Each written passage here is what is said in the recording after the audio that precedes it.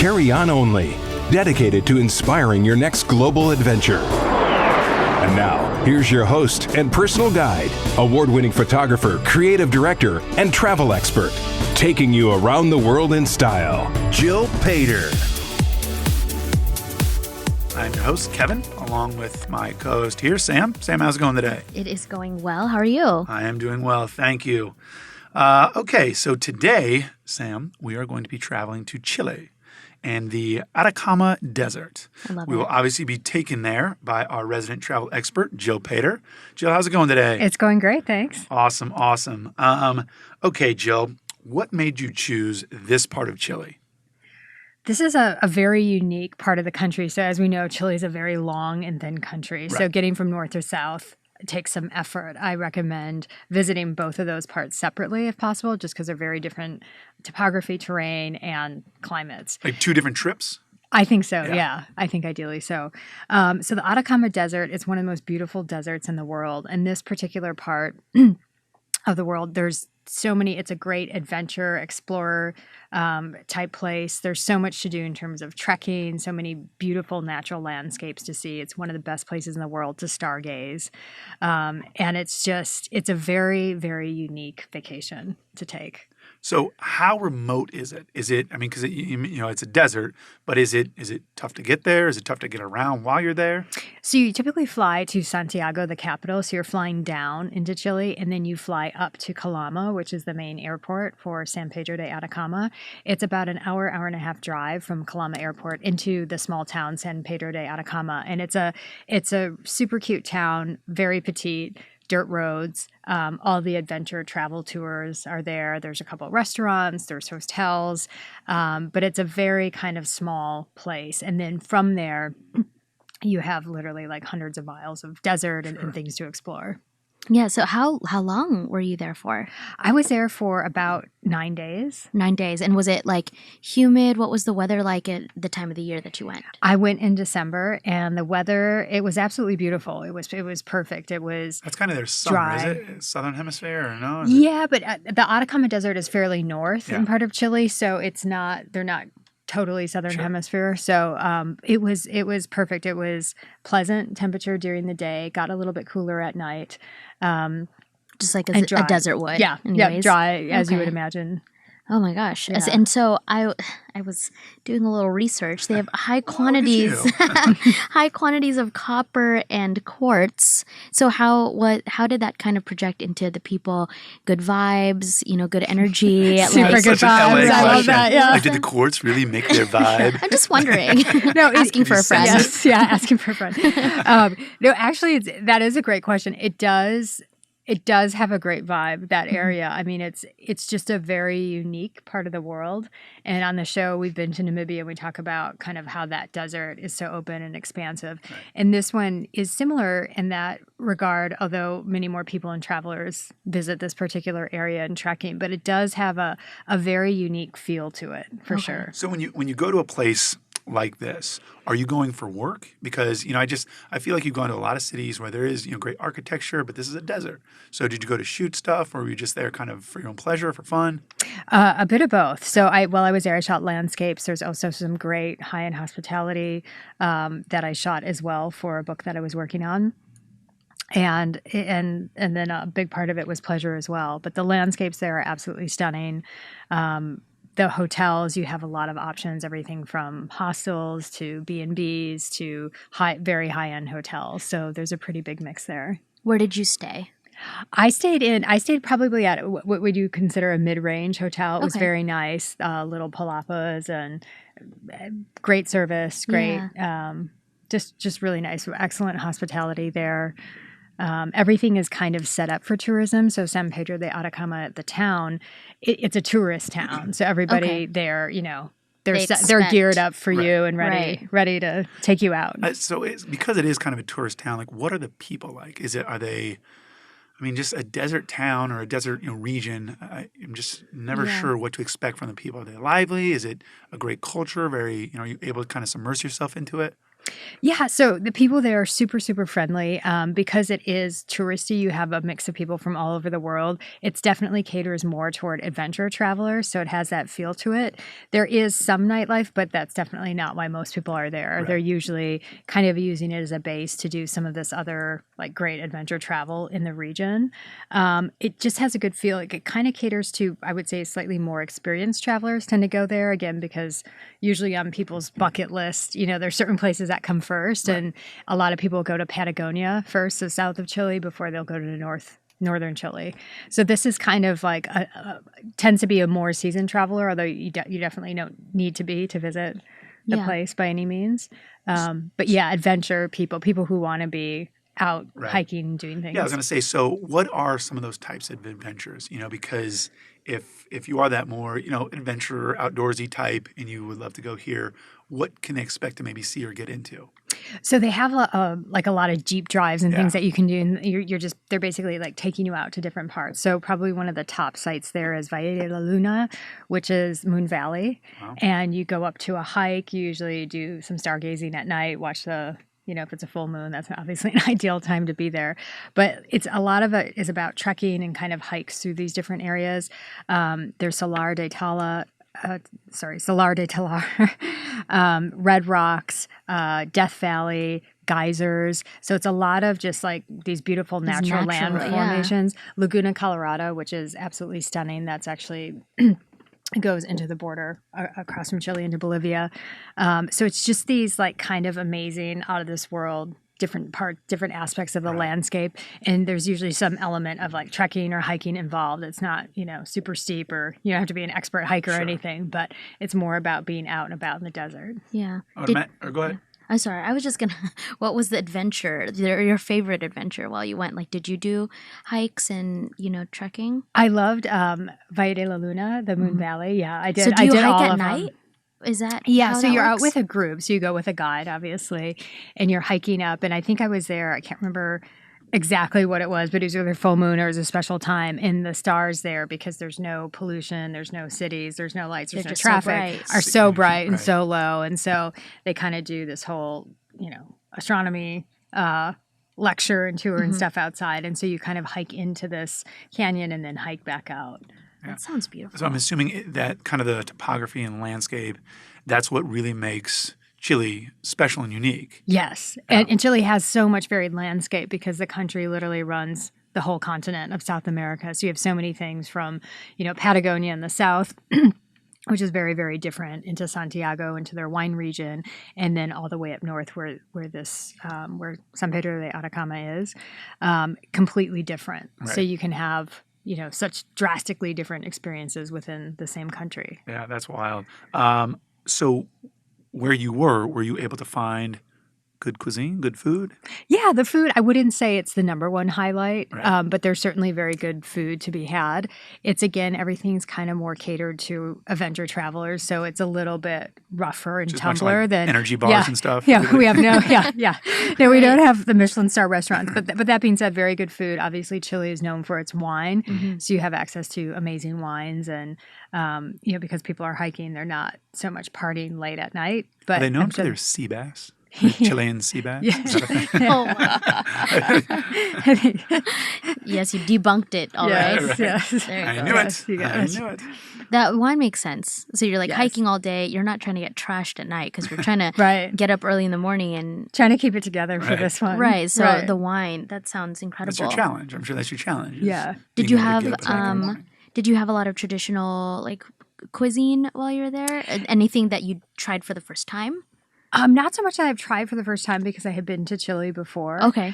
But it's always great getting back. Like I love Chilean red wines in particular. And where I stay, they put like a lot of traditional dishes together. And so they, the hospitality there, the hotels and B&Bs do the best they can to give tourists kind of a taste of it. Yeah.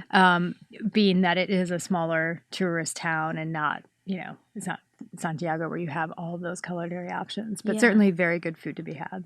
So cost-wise, is there a difference between like the north and south region, or just like in Atacama in general? Like how is it? Is it budget friendly or? I think it can be budget friendly, again, because it's a slightly, smaller airport that you're going to within the country. The international flight might be a little more difficult to get, say, a deal on. But once you're there, there's tons of budget options. You have lots of backpackers that go there, onto people who stay at Relais and Chateau hotels. Right. So there's literally something for every budget. And doing a lot of the adventure tours, it's very, very reasonable. Sure. So is Chile? Is it a place you'd go back? Because it does sound like it's very kind of specific. Like if you want adventure, if you want that, would you go back for pleasure, or would you shoot there again? Absolutely. Yeah. Yeah. It's my favorite country in South America, hands down. Wow. Yeah. One of the most beautiful. And Chile is a little bit different socioeconomically than the rest of South America. It has a, higher lifestyle, so to speak, higher, income levels. And so it just has, political and social refinement that you don't see in all aspects of South America. In fact, when you cross the border into Bolivia, it's immediate, that you see a huge difference in infrastructure, even dealing with the authorities and other things. So it's a very, it's much more refined in a lot of ways and very easy to travel, much safer. Chileans are super friendly and super helpful. So it's really a nice place to visit. Yeah. And I think, it's rare that you find places where you do have that spectrum of budget in terms of, people that can go there and stay in hostels, like, traditional backpackers, all the way up to like some of the top places in the world. And so I think that gives it some credence too. You have, people who just love to travel and get outside. Yeah. I now thinking about this, because this particular place is like more adventure, right? And then we've kind of traveled with you to a safari and then to a beach, city. And so I can imagine your packing situation is a bit different for this particular trip. How did that differ with your other trips? Sure. So this one was very easy in the sense that everything you're doing, you're not getting dressed up. There's nowhere fancy to go at night. So you need a pretty basic set of clothes, like kind of similar to the safari packing, like cargo pants, lightweight tops, things to change out, something at night when it gets a little bit cooler. So a lightweight jacket, but very, very easy to pack for. And again, most of the resorts or hotels will have some type of laundry service. They're used to taking care of that type of thing for guests. So very easy to pack for. You don't have to get ready at night. You don't have dancing, to. Yeah. There's Sam's probably not going to go. It's more, it's more adventure gear. Having the right shoes, like having good hiking shoes, is important. This is kind of on and off topic though. Since you've had so much experience in different kinds of terrain, do you have your set of like, these are my particular hiking shoes, these are my safari shoes, these are my walking shoes, and how do you? How did you do a lot of research in those particular kinds of like that kind of gear? For this trip, I did, make the mandatory trip to REI. Yeah, I was thinking, and get outfitted for it, and got the shoes. And when I say adventure, I don't mean to make it sound like you're climbing Kilimanjaro, because it's really no. not. I literally that's what I'm thinking. I'm like, it's not like that at all. It's very, for the most part, it's low grade hiking. It's like Runyon Canyon, right? Oh gosh. Okay, in that case, hiking in LA. No, it's relatively low grade hiking. I would say it's the type of activity most people who are mildly healthy can easily do. But because it's desert landscape, you want hiking shoes. So I went to REI. I got a couple of things, just things that are like quick drying pants and tops and things that are easy to mix and match. But the shoes are important. Having good walking shoes anywhere you go. And so I do have hiking shoes, and then I do have shoes that I typically wear, like my day-to-day shoes when I'm in other cities, because even in major cities, you need to be comfortable. You're walking probably 8 times as much as you normally do at home and all day. Yeah. So having the right gear is very important, especially if you're going to these places kind of off season or during extreme temperatures, and you need technical gear to kind of get you through. Yeah. So when you're at home and you're thinking, where do I want to go next? What country do I want to visit? Where do you what inspires you to kind of seek out destinations like a Chile, right? Mm-hmm. Because it is, where you went, it's a lot of desert. What kind of goes through your mind when you're thinking and planning forward to a trip? Well, I think I keep kind of a portal of all of these, places I want to go. I'll just collect things from magazines, or I'll be, at the car wash looking at something and, rip it out of a magazine. Online, you see, documentaries on a certain place. And so I have kind of a list of places that I want to eventually go to. And then I kind of start lightly researching them and just figuring out when's the best time to go here, what kind of costs can you expect. And then, as I have free time in my schedule, or if it pertains to a particular shoot I'm doing, then I start kind of diving in a little bit more and figuring out, is this the right time to pull the trigger on that particular trip? Yeah. And then it gets real, because then it gets really real. And it's always, you have to go. right. And I have to say, it's always a little bit like, even still, it's always a little bit scary, like pulling that trigger. You're looking at a place and you don't one of the biggest questions I think is always safety, and because safety influences cost for a trip in many ways. Yeah, so sure. if it's not safe, you need a driver, or you need security, or you need more infrastructure around you when you travel. So that ups the price quite a bit. And so you look at that, and then, kind of some of the other factors. But every time I book a trip, I still kind of have a little bit of, nervousness and anxiety. Yeah. Like, is this, did I do the right thing? Is that the same for destinations that you've been to before? No. No. No, If that's you've gone easy. somewhere, you're Yeah. pretty comfortable going back. Yeah. Yeah. And because you're primarily a solo traveler, so being able to have those accommodations to make you feel comfortable are really important, right? Right. And having, safer places to stay, like Yeah. particularly, I was in parts of the Middle East, and, where they don't see a lot of solo female travelers. So those are places where you'd almost exclusively stay at 4 or 5 star hotels, just to have kind of that extra protection. Whereas other places you can kind of get away with, staying anywhere. For this particular trip, did you travel solo? I did. And so how was transportation? So transportation is super easy. So, everybody is kind of going to this destination. Everyone that kind of comes into that airport is going to this particular destination. So the hotels have arranged pickup. So that makes it very easy. And then once you're there, there's probably, 20 to 30 different tour operators, all different kinds. So like a lot of small groups that will take you out in a Jeep. So it might be like 2 or 3 people in a Jeep. The town is really set up for this type of tourism. So it was very easy to go there as a solo traveler and kind of book into different things. And there was nothing I felt like I couldn't do because I was alone, or that felt weird because I wasn't with a group. Okay. It was actually a great place to go, I think, as a solo traveler. Yeah, and I can imagine you're meeting people along the way. If Oh, people yeah. are doing, these adventure-driven Absolutely. things. Yeah. And you're with people all day, so you're going out to these different locations, and so it's a really nice way to meet people and Yeah. other travelers, and everybody's kind of coming from a different part or have done other things. So you also share a lot of information on, what to do next or where to go. Yeah. Any surprises? Hmm. In Chile? Yeah. I mean, I think it just sounds like just that complete kind of, I don't know if it's culture shock, but right, it's just coming from, southern Los Angeles, going all the way down to Chile, like in a desert, right? Like it just seems like it would be very different. I think the surprise there was just, I knew, it's a beautiful place, but Yeah. the natural beauty is like off the charts. It was such a cool place, and and there was an element of it being so easy to travel, like so easy as a traveler to find everything you needed to find to kind of get to all these different places that you wanted to get to. And so I think the ease of it was a surprise. I wasn't expecting it to be that easy. And 2, just like the natural beauty. It was just like kind of off the charts. Right. And we'll be posting images on the Destination CalPAC site, so you can judge for yourself. I'm definitely excited for that stuff to go up Yeah. because I think it really kind of help paint that picture. You're giving us tremendous insight to these places, but to see them come to life, right? Because they are so just so amazing in the way that you are able to capture it. Being a professional photographer, definitely excited to kind of see what they look like. And especially with travel now, I mean, most of the places people go, they're heavy tourist destinations. Sure. So to be able to go somewhere where there is such a natural landscape and be able to kind of experience a slightly different type of travel, I think is a gift, because there are few places in the world like this where it's so beautiful, it's so safe, but yet there's the infrastructure there to do it.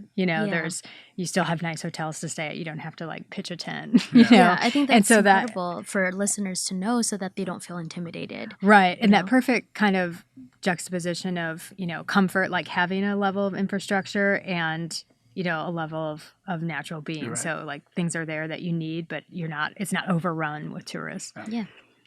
Sam, I hear a drum roll coming. I hear it as well. You know what time it is.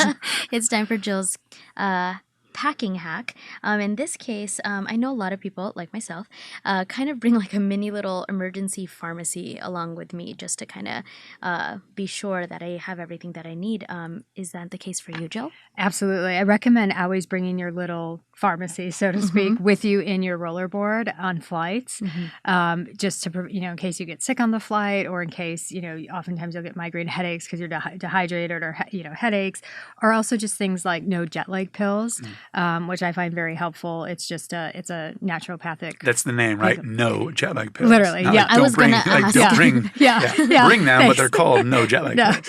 Yep, that is the brand, no jet lag pills.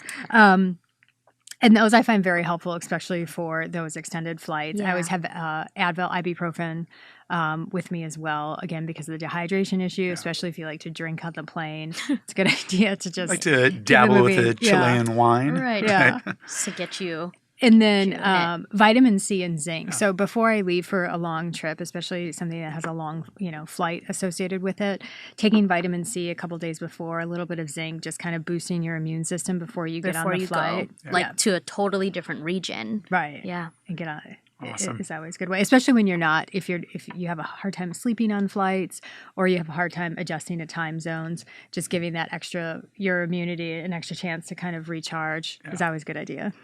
Great. Well, Jill, thank you once again. It was great to go through Chile with you. So appreciate your time. Thank you once again. Thank you. Carry on only. Thanks for listening to Carry On Only, dedicated to inspiring your next global adventure. Listen to Jill take you around the world in style, live every week right here, or 24/7 on demand at starworldwidenetworks.com. Please remember to like, subscribe, and share. For immediate access to Jill's destination guides, blog, and show notes, please visit jillpater.com and follow her on Instagram at Jill Pater.